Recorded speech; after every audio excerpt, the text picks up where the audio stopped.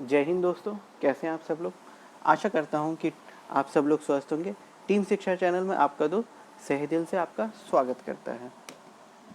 चलिए फ्रेंड्स, आज के क्वेश्चन से शुरुआत करने से पहले लास्ट की वीडियो में मैंने आपसे क्वेश्चन किया था कि मेघालय राज्य की राजधानी का नाम क्या है। तो मेघालय राज्य की राजधानी शिलोंग है। मेघालय के जो मुख्यमंत्री हैं वर्तमान में, उनका नाम कॉर्नट संगमा है। मेघालय के जो राज्यपाल हैं उनका नाम तथागत रॉय है। मेघालय के जो चीफ जस्टिस हैं उनका नाम विश्वनाथ सोमदर है। मेघालय नॉर्थ ईस्ट में पड़ता है। ये जो नॉर्थ ईस्ट में जो 7 सिस्टर स्टेट्स के हैं उनमें से एक स्टेट मेघालय भी है। चलिए फ्रेंड्स, आज के क्वेश्चन से शुरुआत करते हैं। बिहार की निम्न में से किस योजना को G20 सम्मेलन में प्रस्तुतिकरण किया जाएगा। Which of the following scheme of the Bihar will be presented in the G20 conference? इसका सही जवाब है ए, जल निश्चय योजना, वाटर एश्योरेंस स्कीम। अच्छा, वाटर एश्योरेंस स्कीम, जल निश्चय योजना। जल निश्चय योजना से ही आप समझ रहे होंगे कि सबके घरों में जल पहुंच सके, ऐसी योजना। तो बिहार की जो एक योजना है, हर घर नल का जल निश्चय योजना को अंतर्राष्ट्रीय पहचान मिलेगा इस योजना से। G20 देशों का जो सम्मेलन जो है 21-22 नवंबर में सऊदी अरेबिया की राजधानी रियाद में जो होने वाला है, ये इसके लिए इसमें भारत सरकार की ओर से बिहार की जो जल निश्चय योजना हो उसको अंतर्राष्ट्रीय पहचान दिलाने का काम किया जाएगा। बिहार सरकार ने अपनी जो भी रिपोर्ट है इस पर कंप्लीट डिटेल रिपोर्ट वो केंद्र सरकार को भेज दी है, गवर्नमेंट ऑफ इंडिया को, ताकि वो जो G20 देशों का सम्मेलन होना है वहाँ पे इसको रिप्रेजेंट कर सके। चलिए इंग्लिश में जान लेते हैं। Every household tap water determination of a scheme of the Bihar will get international recognition. The scheme will be presented at the G20 conference. It will be presented at the conference on the behalf of the government of India.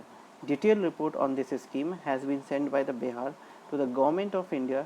It should be noted at the conference of all the countries involved in G20 is being held in Riyadh, the capital of Saudi Arabia, on the November 21 and 22. इस साल के नवंबर में 21-22 नवंबर को ये schedule किया गया है कि G20 देशों का सम्मेलन होगा। अच्छा, हर घर नल निश्चय योजना जो है आपका छत्तीसगढ़ में भी चल रहा है, झारखंड में भी चल रहा है, आपके मध्य प्रदेश में भी चालू किया गया है,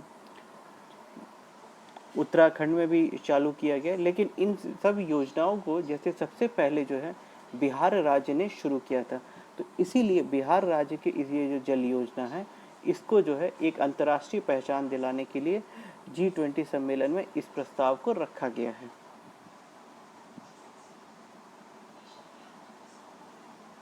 थोड़ा सा माफ़ी चाहता हूँ। चलिए, पटना जो है बिहार की राजधानी है। पटना के जो बिहार राज्य के जो मुख्यमंत्री हैं उनका नाम नीतीश कुमार है। बिहार राज्य के जो राज्यपाल हैं, गवर्नर हैं, उनका नाम फुंगू चौहान है। बिहार के जो हाईकोर्ट के जो चीफ जस्टिस हैं उनका नाम संजय कैरोल है। चलिए नेक्स्ट क्वेश्चन। हाल में ही किस देश ने महात्मा गांधी के प्रति अपने सिक्के पर चिन्हित करने का फैसला किया है। Which of the country has recently decided to portray of a copy of the Mahatma Gandhi on its coin? इसका सही जवाब है ब्रिटेन। ब्रिटेन जो है महात्मा गांधी की फोटो को अपने सिक्कों पे चिन्हित करेगा। जैसे भारत में आप सिक्का लें या नोट, सिक्का पे पहले था लेकिन अब तो नोट पे ही है, नोट पे आप जब लेंगे तो आपको महात्मा गांधी की फ़ोटो मिलेगी। वैसे ही ब्रिटेन ने भी अब कहा है कि वो भी महात्मा गांधी की फ़ोटो अपने सिक्के पे लगाएगा। अच्छा, ब्रिटेन की जो करेंसी है वो पाउंड है। चलिए, ब्रिटेन ने महात्मा गांधी को प्रति अपने सिक्के पर चिन्हित करने का फैसला किया है। महात्मा गांधी पहले ऐसे अश्वेत व्यक्ति होंगे जो तस्वीर पे पाउंड में छपे जा रही है। ब्रिटेन की जैसे मैंने करेंसी आपको बताई पाउंड है।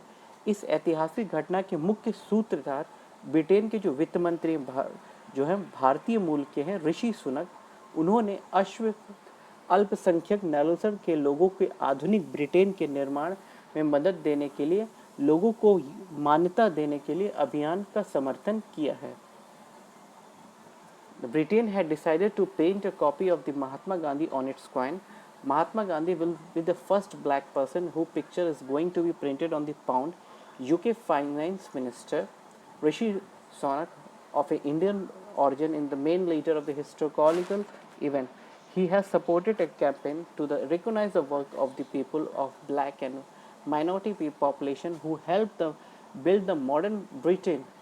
इनका कहना है कि जैसे अच्छा वर्तमान में जो है जो ब्रिटेन के जो फाइनेंस मिनिस्टर हैं, जैसे भारत के जो फाइनेंस मिनिस्टर उनका नाम निर्मला सीतारमण है, वैसे ब्रिटेन के जो फाइनेंस मिनिस्टर उनका नाम ऋषि सोनक है। वो भारतीय मूल के हैं। वहाँ पे जैसे गांधी जी जो है उसमें ब्रिटेन में जैसे ब्लैक लोगों को और माइनॉरिटी लोगों को किस तरीके से ब्रिटेन की जो जीडीपी है, इंफ्रास्ट्रक्चर है, बढ़ावा दिया गया है, उसलिए महात्मा गांधी जी जो है वहाँ के पहले पर्सन होंगे, क्योंकि महात्मा गांधी ने वहाँ से बैरिस्टर की पढ़ाई की थी और महात्मा गांधी ने ही जैसे भारत की आज़ादी में बहुत उनका भी योगदान था, जिस वजह से उनकी डांडी मार्च से भी भारत को आज़ादी मिली। बाकी लोग भी थे, लेकिन अभी जैसे गांधी जी की बात हुई तो अभी मैं इस पर गांधी जी की बात करता हूँ, बाकियों पे मैं आपको डिटेल वीडियो दे दूँगा। यूके फाइनेंस मिनिस्टर का जो ये है, इसमें कहा गया कि जो वैसे वहाँ की जो कॉइन है पाउंड, उसके एक साइड जो है महात्मा गांधी की फ़ोटो छपेगी। अभी ये वहाँ पे प्रस्ताव पास किया गया है। देखिए ये है हमारे father of nation Mahatma Gandhi. अब यहाँ पे यूके ने ऐसा एक सिंबल बनाया है कि देखिए महात्मा गांधी का पूरा यहाँ पे महात्मा गांधी हिंदी में, इंग्लिश में, उनका date of birth, date of year और डेथ का जो है वो पूरा लगा के वहाँ पे सिक्के पे दिया जाएगा। एक तरफ आपका करेंसी होगा और एक तरफ जो है महात्मा गांधी की फ़ोटो होगी। चलिए नेक्स्ट क्वेश्चन। बीसीसीआई ने खिलाड़ियों को उम्र गलत बताने पर निम्न में से कितने साल का प्रतिबंध लगाने का फैसला लिया? The BCCI has decided to ban of the which of the following years if it is the player are wrong age? इसका सही जवाब है फ्रेंड्स 2 साल। बीसीसीआई ने खिलाड़ियों को उम्र गलत बताने पर 2 साल का प्रतिबंध लगाने का फैसला किया। नए नियम 2020-21 सीजन में बीसीसीआई के सभी आयु वर्ग के टूर्नामेंट में हिस्सा लेने वाले खिलाड़ियों पर लागू होगी। नई नीति के मुताबिक अगर खिलाड़ी किसी गलती मान लेते हैं, यानी ये कबूल लेते हैं कि उनसे उम्र संबंधित गड़बड़ी हुई, तब तो वो बच सकते हैं। और इस बात को छिपाने में अगर किसी खिलाड़ी को पकड़ा जाता है तो बीसीसीआई उसे 2 साल के लिए बैन कर सकती है। BCCI under 16 age group tournament के लिए सिर्फ उन खिलाड़ियों को पंजीकृत किया जाएगा जिनकी उम्र 14 से 16 वर्ष की है। अब इसमें क्या था कि जैसे कई प्लेयर थे जिनकी उम्र 18 वर्ष हो गई, लेकिन फिर भी वो अपने आप को अंडर 16 में दिखाते ताकि वो मैच खेल सके। इससे क्या होता था कि कभी कभी जब पकड़े जाते थे वो लोग बच जाते थे। अब इसमें बीसीसीआई ने कहा है कि अगर कोई खुद से अपनी गलती मान लिया तब तो ठीक है, तब तो उसको छूट दे दिया जाएगा, लेकिन अब से अगर कोई गलती करते पकड़ा गया तो उसको 2 साल के लिए बीसीसीआई से बैंड हो जाएगा सभी फॉर्मेट्स के लिए। The BCCI has decided to impose a 2-year ban on the misrepresentation of age to the player. The new rules of the applicable to the player participating in the tournament of all BCCI age group in the group 2021 season. According to the new policy, if the player admits his mistake, that is confessing that he is committed an age-related disturbance, then he can escape. If the player caught on the hiding this, the BCCI will ban him for 2 years. Only those players whose age is 14 to 16 will be registered for the BCCI under 16 age group tournament. Next question. किस देश ने धारचूला जिले में भारत की सीमा पर सशस्त्र police बल की एक बैटालियन तैनात की है? Which countries had deploy a battalion of armed police force APF along the border with the India in Dharchula district? इसका सही जवाब है नेपाल ने। नेपाल ने धारचूला जिले में भारत के साथ सीमा पर सशस्त्र पुलिस बल APF की एक बटालियन तैनात की है।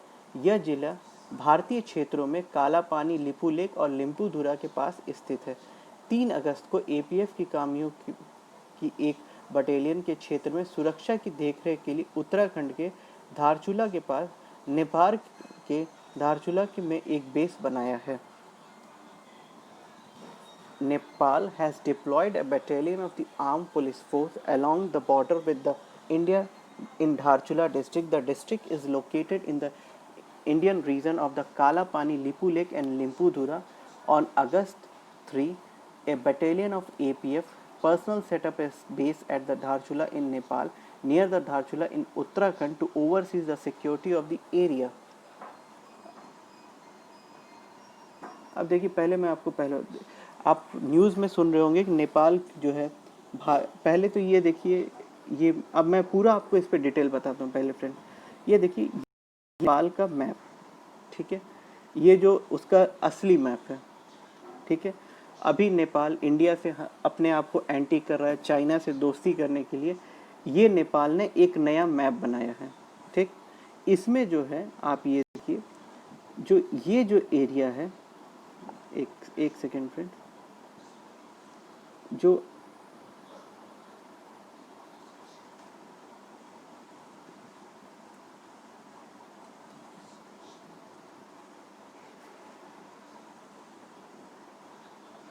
इधर का एरिया है, उसमें ये जो बढ़ा हुआ एरिया जो दिख रहा है आपको, इसमें ये 351 किलोमीटर है, जिसमें लिपू लेक, लिम्पुधुरा, धारचूला, इसको नेपाल ने एक नया मैप बना के इसको अपना हिस्सा बता दिया है, जो आज तक सिर्फ इंडिया में ही था।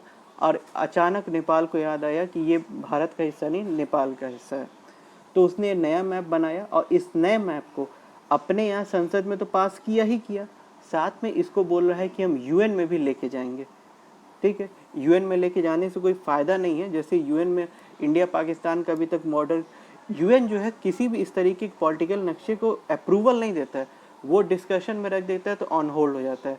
जैसे अभी ये जाएंगे तो इनका भी ऑन, जबकि इसका कोई मतलब नहीं है, इसका कोई मतलब नहीं है। मैंने पिछले वीडियो में आपको बताया था कि पाकिस्तान ने भी इस तरीके से करते हुए एक नया मैप अनाउंस किया, जिसमें जम्मू कश्मीर, जो हमारा जम्मू कश्मीर, उसको वो लोग आज़ाद कश्मीर, उसको इंडिया ऑक्युपाइड कश्मीर कहते हैं, तो उस कश्मीर को, लद्दाख को, और जो सियाचिन एरिया जो उन्होंने चाइना को दिया वो नहीं दिखाएं, ये एरिया, और गुजरात का जो जूनागढ़ एरिया उसको अपने मैप में दिखाया है। तो दिखाने से क्या होता है, भारत किसी की सेना से तो लड़ नहीं सकते हैं, तो बस इसी तरीके का प्रोपेगेंडा चला रहे हैं। नेपाल जो हमारा बहुत अच्छा मित्र था, जहाँ नेपाल में हम लोग फ्री में, किसी को भी एंट्री में पास में कोई दिक्कत नहीं होता, पासपोर्ट की ज़रूरत नहीं थी, वहाँ के लोग यहाँ के खरीदारी करते थे, यहाँ रहते थे, किसी को कोई दिक्कत नहीं था। लेकिन अब नेपाल के जो वर्तमान में जो प्रधानमंत्री हैं, मैं प्रधानमंत्री दिखाता हूँ, ये हैं केपी ओली। इनके इस तरीके के जो उन्होंने प्रस्ताव लाए, जिस तरीके से भारत विरोधी बयान दे रहे हैं, जिस वजह से अब भारत सरकार को कुछ एक्शन लेना पड़ेगा इनके लिए। ये है नेपाल का नेशनल फ्लैग। काठमांडू यहाँ की राजधानी है। जब 2016 में नेपाल में जो भूकंप आया था, बहुत ज़्यादा भूकंप, उसमें सबसे ज़्यादा मदद भारत ने ही की थी। भारत ने अपनी सेना को भेजा, भारत ने खाना भेजा, भारत ने हर तरीके से मदद की, इवन डेवलपमेंट में भी भारत ने नेपाल की बहुत मदद की। लेकिन अब नेपाल के लोगों को चाह रहे, इस समय वो चाइना के पूरे पक्ष में जा रहे हैं। चलिए आगे बढ़ते हैं, नेक्स्ट क्वेश्चन देखते हैं। केंद्र सरकार द्वारा के अनुसार जनधन बैंक खातों की संख्या कितनी हो गई?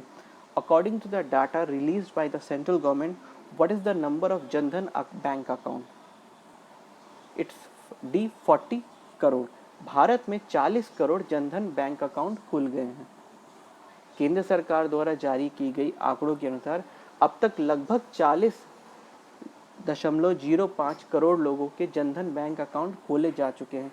हालिया आंकड़ों के अनुसार इन बैंक खातों में 1.3 लाख करोड़ रुपए से अधिक की राशि जमा है। जनधन खातों की सफलता योजना की 6ठी वर्षगांठ से कुछ दिनों पहले ही यह हासिल हुई है। इस योजना का मकसद देश के तमाम लोगों को बैंकिंग सुविधाओं से जोड़ना है।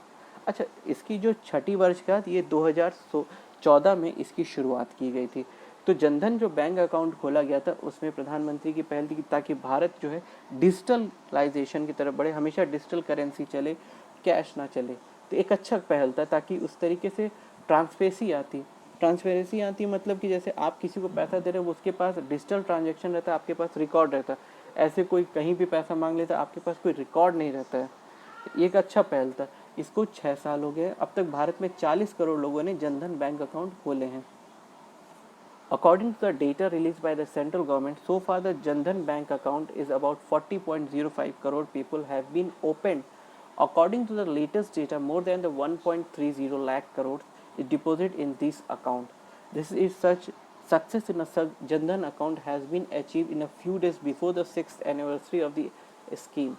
The purpose of this scheme is to connect all the people of the country with banking facilities. Bank के सभी प्रकार की फैसिलिटी से जनधन अकाउंट को जोड़ने का ये फैसला था।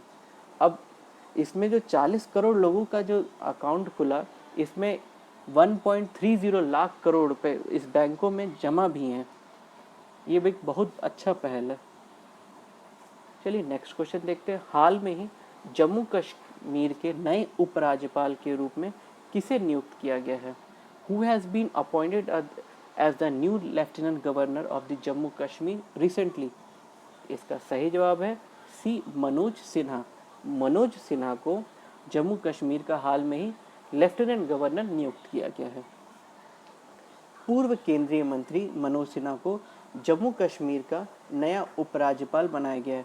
मनोज सिन्हा मोदी सरकार के पहले कार्यकाल में रेल राज्य मंत्री रह चुके हैं।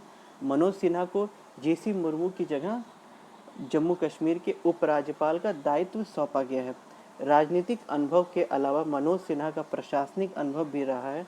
मनोज सिन्हा 1 जुलाई 1959 को गाजीपुर के मोहनपुरा में इनका जन्म हुआ था। Former union minister Manoj Sinha has been appointed the new Lieutenant Governor of the Jammu Kashmir. Manoj Sinha has been Minister of the State for the Railway in the term of Modi government, first term of Modi government. Manoj Sinha has been given the responsibility of Lieutenant Governor of the Jammu Kashmir in place of GC Murmu. Apart from the political experience, Manoj Sinha has also had the administrative experience. Manoj Sinha was born on 1st July 1959 in Mohanpura Ghazipur. देखिए ये है मनोज सिन्हा। अब इनके बारे में आपको एक छोटा सा डिटेल रिव्यू दे दूं मैं आपको कि मनोज सिन्हा जो है पिछले टर्म में जब मोदी सरकार थी 2014 वाले टर्म में, तो उस समय ये रेल राज्य मंत्री हुआ करते थे। उन्होंने पूर्वांचल में इनका बहुत ही अच्छा दबदबा है।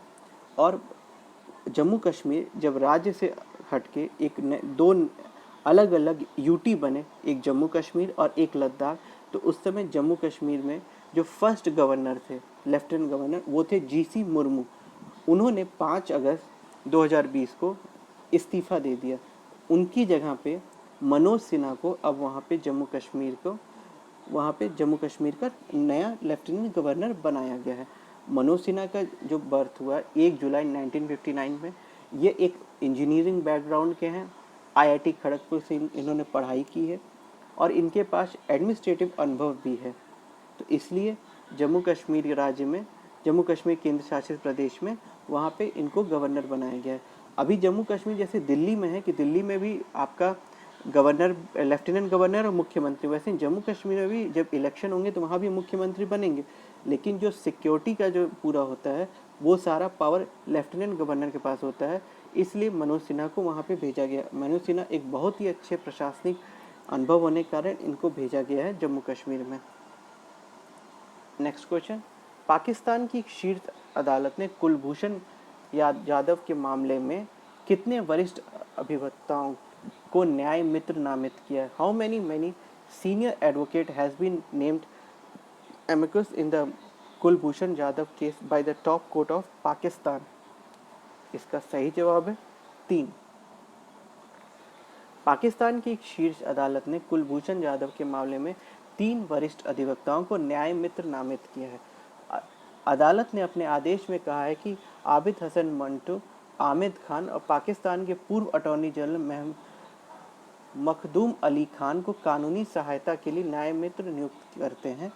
भारत ने जाधव को राजनयिक पहुंच न देने और मौत की सज़ा को चुनौती देने के लिए पाकिस्तान के खिलाफ अंतर्राष्ट्रीय न्यायालय का रुख किया था।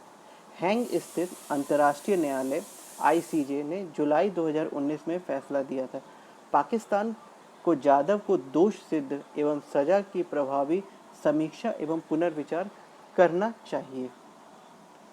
A top court of Pakistan has named 3 senior advocates in the Kulbhushan Yadav case as amicus curiae. The court is said the order to abort the appoint Hassan Manto, Hamid Khan and former Pakistan Attorney General Mahmoud Ali Khan as amicus curiae for the legal act. India moved the International Court of Justice against the Pakistan for not giving the diplomatic access for the Jadhav and challenging the death penalty.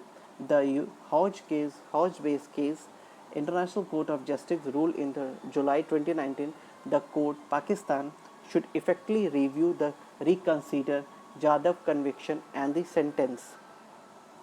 ये देखिए कुलभूषण जाधव हैं, इनको ऊपर ये पाकिस्तान चले गए थे, इनके ऊपर पाकिस्तान ये आरोप लगाता है कि ये एक जासूस है, जबकि भारत सरकार ने कई बार ये प्रूफ किया है ये कोई जासूस नहीं, आम नागरिक हैं, गलती से उधर चले गए थे, जिसको पाकिस्तान के लोग वहाँ पे मानने को तैयार नहीं। पाकिस्तान की आर्मी वहाँ पे हाईकोर्ट अपने आप फैसला करके तुरंत इनको सज़ा सुना दी। तो इनके खिलाफ में भारत ने इंटरनेशनल कोर्ट ऑफ जस्टिस जो है वहाँ पे अपील किया है और इनको डिप्लोमेटिक एक्सेस भी नहीं भारत को दे रहे हैं ताकि वो इनसे मिल सके, ताकि वहाँ पे कोई इनका केस लड़ सके। नेक्स्ट क्वेश्चन, केंद्रीय उपभोक्ता मामलों में मंत्री रामविलास पासवान ने हाल में ही वन नेशन कार्ड योजना के तहत कितने और राज्यों को विस्तारित किया गया है? Union consumer affair minister Ramvilas Paswan has recently expanded to the how many more state under the one nation one card scheme? इसका सही जवाब है बी, 4 स्टेट्स को और जोड़ा गया है। केंद्रीय खाद्य मंत्री रामविलास पासवान ने शनिवार को कहा है कि जम्मू कश्मीर, मणिपुर, नागालैंड और उत्तराखंड भी वन नेशन वन कार्ड योजना में शामिल हो गए हैं। इसके साथ ही इस योजना में शामिल होने वाले राज्यों और केंद्र शासित प्रदेशों की संख्या 24 हो गई है। उन्होंने कहा है कि इसके साथ अब राष्ट्रीय खाद्य सुरक्षा अधिनियम के तहत कुल लाभार्थियों को 80% या लगभग 65 करोड़ लाभार्थियों को इन 24 राज्यों और केंद्र शासित प्रदेशों में कहीं से भी सब्सिडी वाला राशन मिल सकता है। Union food minister Ramvilas Paswan said on the Saturday Jammu Kashmir, Manipur, Nagaland and Uttarakhand have also joined the One Nation One Ration Card scheme. With this scheme, the number of the state and the union territory involved in this the scheme has increased to 24. He said that with this now 80% of the total beneficiary under the National Food Security Act NFSA or about 65 crore beneficiary can also take the subsidized ration from anywhere in these 24 states and the union territories. ये देखिए रामविलास पासवान जी हैं, इन्होंने जैसे one nation one ration card का scheme क्या है friend, जैसे आप सपोज करिए आप मध्य प्रदेश में रहते हैं, मध्य प्रदेश के एक ज़िले सतना में आप रहते हैं, तो सतना में आप रहते हैं तो सतना में जो जहाँ पे आपका राशन का था आप वहीं से सिर्फ राशन ले सकते थे। इवन आप मध्य प्रदेश के आप कटनी में चले जाते या भोपाल, इंदौर, जबलपुर कहीं भी चले जाते तो आपको फिर एक नया राशन कार्ड बनवाना पड़ता था। अब क्या है कि आप मध्य प्रदेश में रहते हैं, ठीक, आपकी नौकरी है, आपकी नौकरी में ट्रांसफ़र हो गया, आप आ गए उत्तर प्रदेश के आगरा, बनारस कहीं भी आ गए आप, ठीक, तो अब यहाँ पे कोई नया राशन कार्ड बनाने की ज़रूरत नहीं, आप उसी राशन कार्ड को लेके आएंगे, उसी राशन कार्ड के नंबर पे आपको उत्तर प्रदेश में राशन मिलने लगेगा। अब ये हो जाएगा कि जैसे कई लोग पहले हर जगह का राशन, अब ये नहीं रहेगा, अब आप पूरे देश में एक ही राशन कार्ड यूज़ करेंगे। तो आप अगर एमपी के हैं, आप तमिलनाडु जाएं, केरला जाएं, वहाँ पे भी यही राशन कार्ड एप्लीकेबल होगा। ये है कि अगर आप 3 महीने तक राशन नहीं उठाएंगे तो आपका राशन कार्ड टर्मिनेट हो जाएगा, और अगर आप 3 कंटिन्यू रहते हैं तो आपका राशन कार्ड हमेशा चलता रहेगा। अगर आपका टर्मिनेट हो आपको फिर से रिन्यूअल कराना पड़ेगा, आपको बताना पड़ेगा आप क्यों नहीं ले पाए। इस तरीके से एक सब्सिडाइज राशन हो जाए। ये बहुत अच्छा है कि एक नेशन एक, जैसे पहले मोबाइल में हम लोग यूज़ करते थे तो आपका एक स्टेट से दूसरे स्टेट जाते थे, आपका रोमिंग शुरू हो जाता था, रोमिंग कॉल्स, आपकी आउटगोइंग कॉल्स लगने लगती थी, इनकमिंग कॉल के पैसे लगने लगते थे। अब क्या, जब से वन नेशन वन मोबाइल हुआ तो अब देखिए आप भारत में, आप चाहे उत्तर प्रदेश में रह रहे हो, चाहे एमपी में रह रहे हो, चाहे साउथ में रह रहे हो, चाहे नॉर्थ में रह रहे हो, कहीं भी आप जाएंगे रोमिंग का कोई चार्जेस नहीं है, ना ही कोई इनकमिंग आउटगोइंग का कोई एक्स्ट्रा लगता है। अब तो आप सबका एकदम फ्रीक्वेंट, इससे क्या होता, अब एक ही नंबर आप पूरे इंडिया में आप कहीं यूज़ कर सकते। पहले क्या था, यूपी में अलग नंबर, एमपी में अलग नंबर, बिहार में अलग नंबर, हर स्टेट का अलग अलग नंबर आदमियों को लेना पड़ता था। चलिए नेक्स्ट क्वेश्चन, महाराष्ट्र के किस पूर्व मुख्यमंत्री और वरिष्ठ कांग्रेस नेता का 5 अगस्त 2020 को पुणे के निजी अस्पताल में निधन हो गया? Which former chief minister of Maharashtra and the senior Congress leader died in a private hospital in Pune? इसका सही जवाब है ए, शिवाजी पाटिल नीलांगर। ये जो है महाराष्ट्र के फॉर्मर चीफ मिनिस्टर थे, कांग्रेस के वरिष्ठ नेता और महाराष्ट्र के पूर्व मुख्यमंत्री शिवाजी राव पाटिल नीलांकर का पुणे में निधन हो गया। वे 88 वर्ष के थे। शिवाजी पाटिल नीलांकर 1985 से 1986 में कुछ समय तक के लिए महाराष्ट्र के मुख्यमंत्री रहे। उन्होंने लातूर के एक बड़े सहकारी नेता के रूप में भी उन्हें जाना जाता है। Senior Congress leader and the former Maharashtra chief minister Shivaji Rao Patil Nilangekar has died in Pune. He was 88 years old. Shivaji Patil was the chief minister of Maharashtra for the sometime in 1985 to 1986. He is also known as the big cooperative leader of the Latur.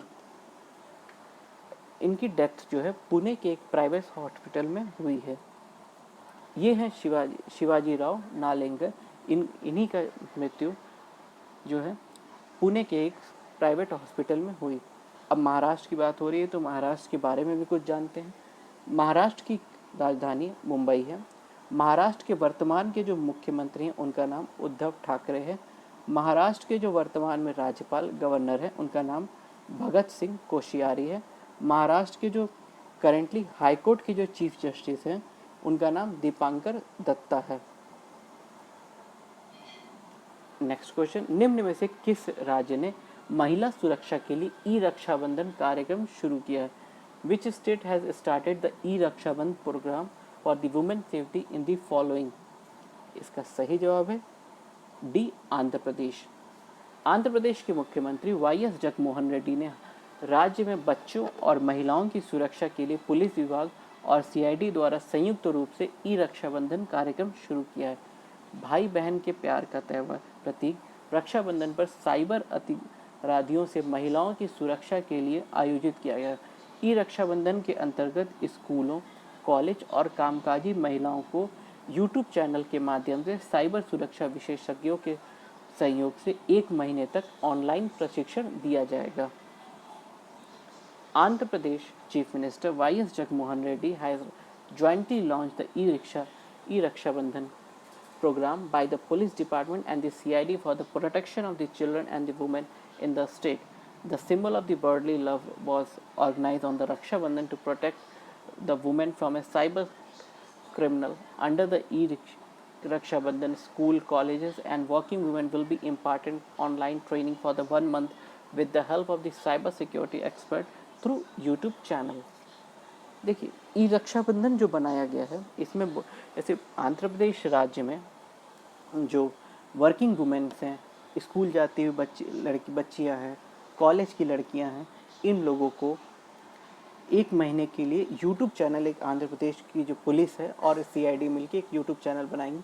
उस पर इन लोगों को online जो cyber security है उसके बारे में पढ़ाया जाएगा, समझाया जाएगा किस तरीके से आपका अकाउंट हैक किया जाता है और आपके साथ मिसबिहेव करने का ऑनलाइन के थ्रू चलता है। उससे बचाने के लिए इन लोगों के लिए एक साइबर सिक्योरिटी एक्सपर्ट के थ्रू यूट्यूब चैनल पे बताया जाएगा और इनकी जो ट्रेनिंग है वो 1 महीने तक चलेगी। अब आंध्र प्रदेश इतना हाईलाइट इस समय और है कि आंध्र प्रदेश देश का पहला ऐसा स्टेट बन गया है जिसकी 3 राजधानी हैं। पहली राजधानी आपकी पॉलिटिकल राजधानी अगर कहें तो आपका अमरावती है, एडमिनिस्ट्रेटिव राजधानी आपका विशाखापट्टनम है और हाई कोर्ट जुडिशियल राजधानी जो है वो आपका कुर्नूल है।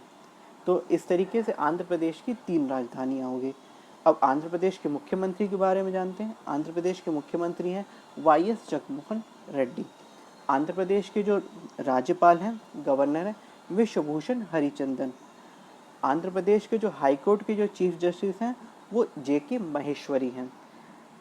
वाईएस जगनमोहन रेड्डी ने विधानसभा में पारित किया था जिसपे विश्वभूषण हरिचंदन ने स्वीकृति दे दी कि अब जो जुडिशरी हेड कैपिटल होगा आंध्र प्रदेश का वो कुर्नूल डिस्ट्रिक्ट में होगा और एडमिनिस्ट्रेटिव जो हेड क्वार्टर होगा वो आपका विशाखापट्टनम में होगा और पॉलिटिकल जो हेड क्वार्टर होगा वो अमरावती में होगा। चलिए फ्रेंड्स, आज का क्वेश्चन ऑफ डे है आपके लिए, अंडमान और निकोबार की राजधानी का नाम क्या है? इसका सही जवाब आप हमें कमेंट बॉक्स में दें। अगर आपको हमारा वीडियो पसंद आया हो तो लाइक करें, ज़्यादा से ज़्यादा लोगों को शेयर करें और सब्सक्राइब करें। चैनल पहली बार आए तो बेल आइकन को ज़रूर प्रेस करें ताकि हमारे चैनल पे कोई भी अपडेट आए आपको सबसे पहले उसका अपडेट मिल सके। और डेली करंट अफेयर्स देखने के लिए टीम शिक्षा को रेगुलर फॉलो करें। जय हिंद दोस्तों।